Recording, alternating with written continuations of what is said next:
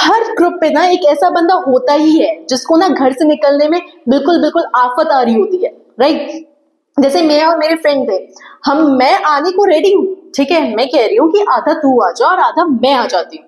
वो मानने को रेडी नहीं है, वो कह रहा है कि नहीं तू मेरे घर आ जा। भाई मैं क्यों घर जाऊं, मैं उसे बोल रही हूँ कि नहीं मेरे को ना आधे रास्ते में ही मिल।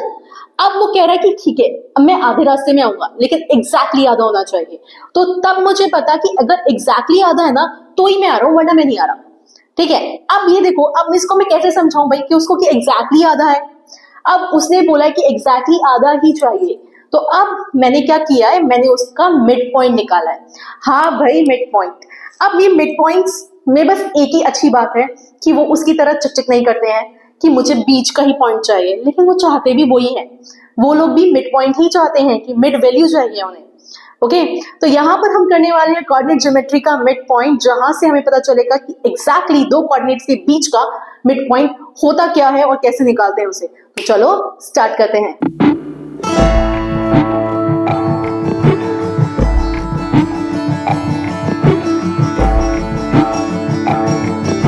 Students, welcome to Vidya wagon classes. मैं हूं पलक गुप्ता आप लोगों के साथ। आज हम करने वाले हैं कोऑर्डिनेट ज्योमेट्री। कोऑर्डिनेट ज्योमेट्री से बेस्ट में हम लोग लास्ट टॉपिक में हैं, that is going to be your mid point formula. Mid point formula के बाद ये चैप्टर बिल्कुल तरीके से खत्म हो जाएगा। न्यू एनसीईआरटी आ गई है, सब कुछ ऑन द वे है। अगर आप लोगों ने नहीं ली है तो जाके मार्केट से ले लो, मार्केट में अवेलेबल हो गई है, आप जाकर ले लो। और उसके क्वेश्चंस अगर तुम्हें समझ नहीं आ रहा, just give me a comment, मैं उसकी सॉल्यूशन पीडीएफ भी तुम्हें दे दूंगी, ठीक है। तो चलो अब हम स्टार्ट करते हैं फटाफट से कोऑर्डिनेट ज्योमेट्री मिड पॉइंट। सबसे पहले स्टार्ट करते हैं मिड पॉइंट क्या होता है। मिड पॉइंट का मतलब ये बोला जा रहा है मिड पॉइंट फॉर्मूला कि कोई भी तुम्हारी ज्योमेट्रिक फिगर कोई सी भी है, just start with a line. एक लाइन का बीच का पॉइंट क्या होगा, मतलब एक लाइन पे दो पॉइंट्स दे रखे हैं, दो पॉइंट्स यहाँ पर हम लोग कोऑर्डिनेट ज्योमेट्री कर रहे हैं तो हम कोऑर्डिनेट पॉइंट्स के बारे में बात करेंगे कि जैसे ए और बी एक लाइन है, उस पर दो पॉइंट्स दे रखे हैं, उसका एग्जैक्टली बीच वाला पॉइंट जो होगा वो तुम्हारा मिड पॉइंट होगा, ठीक है। तो ये हमारा मिड पॉइंट फॉर्मूला होता है। अब इसको निकालने का एक फॉर्मूला होता है, ठीक है। मिड पॉइंट अगर हम बेसिकली एक जनरल टर्म से बात करें, मतलब बीच का पॉइंट, मतलब जहां पर तुम हो उसका बिल्कुल आधा, हाफ। तो हम टोटल में से आधा कर देंगे तो हमारे को मिड पॉइंट मिल जाएगा। तो why we have to go with a complex calculation. हमें कोऑर्डिनेट ज्योमेट्री में कॉम्प्लेक्स कैलकुलेशन क्यों करनी है, हमें नहीं करनी भाई। हमें सीधा सीधा फॉर्मूला दो और हम लोग खुश हैं इस चीज से। हाँ, बस उस फॉर्मूले को समझना चाहिए कि पहला कोऑर्डिनेट जो है और जो दूसरा कोऑर्डिनेट है उसकी बिल्कुल एग्जैक्टली बीच का चाहिए। बीच का मतलब एग्जैक्टली हाफ, ओके। तो यहाँ पे मिड पॉइंट फॉर्मूला है जो सिंपली इन्होंने बताया है कि ये अप्लाइड होता है 2D मैप के अंदर।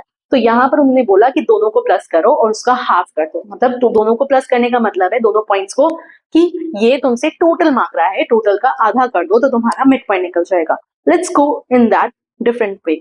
अब इसमें उन्होंने बताया कि अगर मैं इसको कोऑर्डिनेट ज्योमेट्री के फॉर्म में देखती हूँ तो यहाँ पर जैसे फिगर में आप लोग देख रहे हो P और Q दो पॉइंट है जिसको मैंने x1 y1 और x2 y2 लिया है, और M इसका वो पॉइंट है जो उसका एवरेज है, ठीक है। तो अब एवरेज पॉइंट के लिए हम लोग निकाल रहे हैं मिड पॉइंट फॉर्मूले के लिए हम लोग यूज करेंगे x1 plus x2 divide by 2। मतलब x वाले जो दोनों कोऑर्डिनेट्स है उनको प्लस करो और 2 से डिवाइड करो। प्लस इसलिए कर रहे हैं जैसे टोटल पता चल जाए, और 2 से डिवाइड करेंगे क्योंकि हमें मिड पॉइंट चाहिए, राइट। और सेम हम लोग y1 plus y2 divide by 2 करेंगे जिससे हमें x की कोऑर्डिनेट और y का कोऑर्डिनेट दोनों ही मिल जाए। ये हमारा सिंपल सा मिड पॉइंट फॉर्मूला है। तो चलो इसको इम्प्लाई करके एक बार देख लेते हैं, राइट। तो चलो, तो हमारे पास एक क्वेश्चन है, find the coordinates of B that m -7, 1 is the mid point of A 3, -4 और B x, y है। तो अगर मैं इसको एक फिगर के फॉर्म में देखूं तो ये हमारा A है, ठीक है, 3, -4, और ये हमारा B है दैट इज x, y जो हमें निकालना है। और हमारा M जो है वो एक मिड पॉइंट दे रखा है that is -7, 1। Mid point already दे रखा है। मिड पॉइंट का फॉर्मूला जो था x1 plus x2 divide by 2 और y1 प्लस y2 अपॉन 2 था, ठीक है। तो x is equals to, x क्या हो जाएगा m के पॉइंट्स, तो यहाँ पे ये x, y भी लिख सकते हैं। तो x is equals to x1 plus x2 upon 2, ठीक है। तो अब हमारे पास x है -7, x1 है 3, x2 मेरे पास है x डिवाइड बाई 2। अब इसको सॉल्व करते हैं। अगर मैं इसको सॉल्व करती हूँ तो ये हो जाएगा -14 that is equals to 3 plus x, और -14 ये इधर जा गया -3 that is equals to x.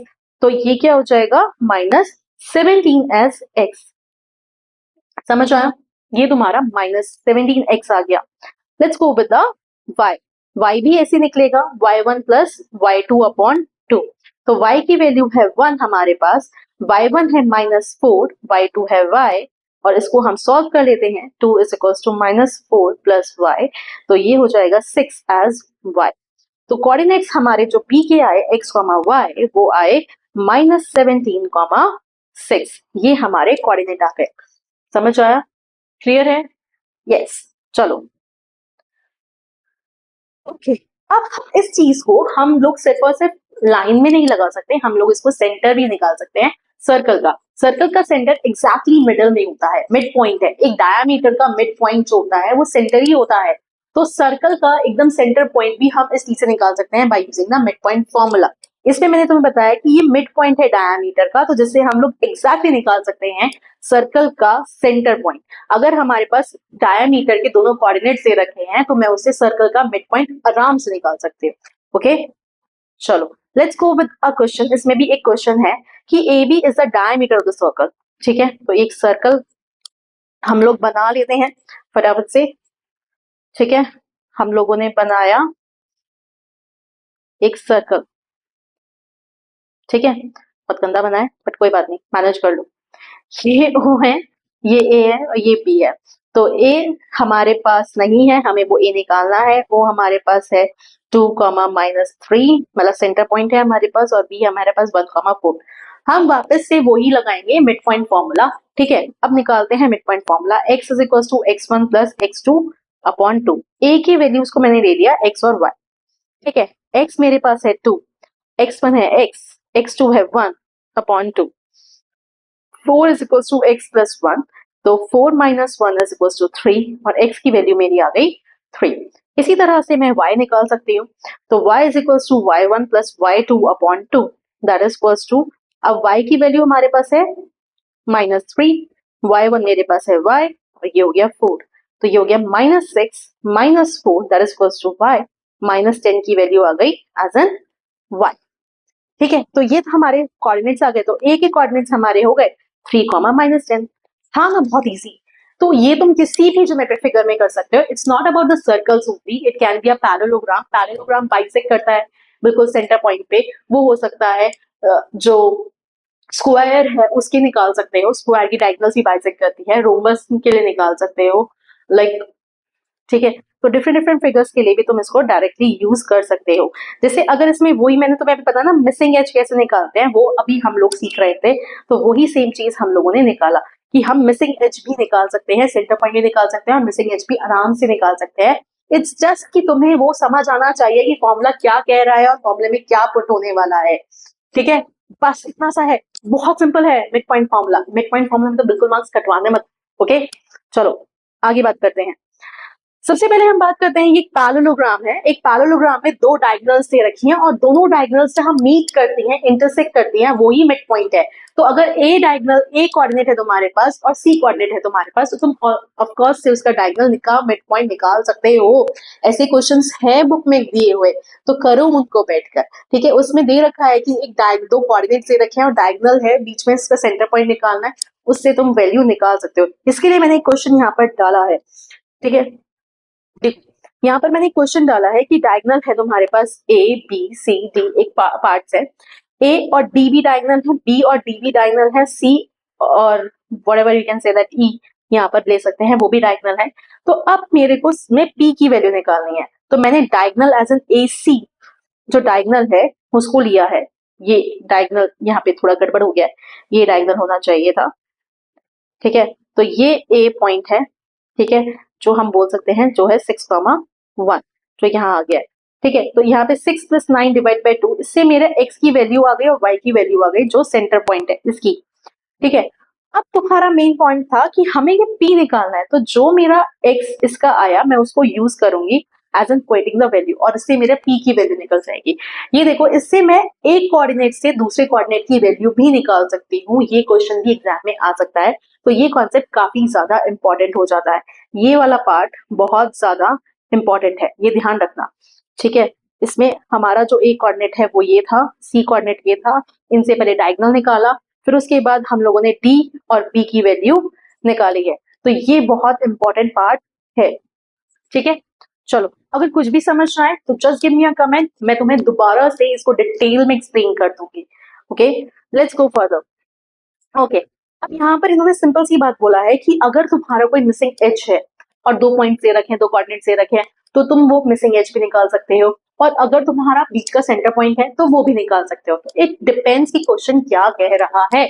अगर तुम्हें मिड पॉइंट दे रखा है तो तुम दोनों एज के पॉइंट्स भी निकाल सकते हो, तो मिड पॉइंट फॉर्मूले से मिड पॉइंट भी निकाल सकते हो। तो देयर आर मल्टीपल थिंग्स, और सिर्फ एक लाइन का नहीं, तुम एक सर्कल का, एक पैरेललोग्राम का, स्क्वायर का, रोम्बस का, इन सब के भी निकाल सकते हो। तो मिड पॉइंट इसलिए ज्यादा जरूरी है क्योंकि हम उससे एक कोऑर्डिनेट से दूसरे कोऑर्डिनेट आराम से निकाल सकते हैं, और साथ में मिड पॉइंट भी निकाल सकते हैं उन दोनों लाइंस के बीच का। तो ये मिड पॉइंट फॉर्मूला एक कोई भी कॉम्प्लेक्स डेरिवेशन नहीं है, यहाँ पे वो बैलेंस करता है, जिसमें हम दोनों चीजों को ऐड करते हैं, दोनों जो पॉइंट्स होंगे, और उसको डिवाइड कर देते हैं 2 से। It's just like a average, क्योंकि हम लोग एवरेज में भी मीन मतलब बीच का निकालते हैं, तो इसमें भी मिड पॉइंट है, बिल्कुल बीच का ही निकाल रहे हैं, राइट। तो ये यहाँ पर हमारा हो जाता है खत्म, तुम्हारा लाइक कोऑर्डिनेट ज्योमेट्री पूरी तरीके से। और अगर तुम्हें कोई भी प्रॉब्लम आ रही है और तुम्हें ये लेक्चर बिल्कुल थोड़ा बहुत भी समझ आ गया है ना, तो please do let me know about it, and like share और सब्सक्राइब तो कर ही दो, साथ में अपने फ्रेंड्स को भेज दो, उनको अगर कोऑर्डिनेट ज्योमेट्री में कोई भी प्रॉब्लम आ रही है, क्योंकि यूटी में ये चैप्टर आ रहा है तो करना तो पड़ेगा ही पड़ेगा, बात के लिए नहीं छोड़ सकते। 9th और 10th वालों दोनों के लिए ये काफी इंपॉर्टेंट चैप्टर हो गया है इस साल के लिए, तो 9th और 10th दोनों इस चीज पे फोकस कर लो बहुत अच्छे से, ये चैप्टर आने ही वाला है तो करना तो पड़ेगा ही। कुछ भी प्रॉब्लम है just let me know about it, give me a comment, मैं तुम्हारे वो क्वेश्चन सॉल्व कर दूंगी।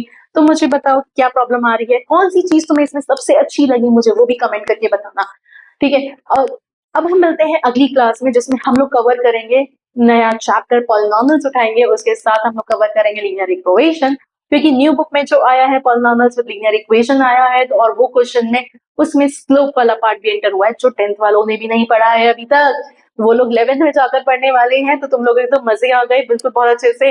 तो अब तुम लोग पढ़ने वाले हो पॉलिनॉमियल्स, तो उसके लिए स्टे ट्यून्ड, लाइक कर दो, शेयर कर दो, सब्सक्राइब कर दो। हल्का सा भी पसंद आ रहा है वीडियो तो शेयर भी कर दो, कमेंट करके मुझे भी थोड़ा मोटिवेट कर दो। चलो भाई, थैंक यू सो मच। अब हम मिलते हैं अगली क्लास में, अगली क्लास होगी बहुत जल्दी, तो don't forget to stay tuned. Bye bye.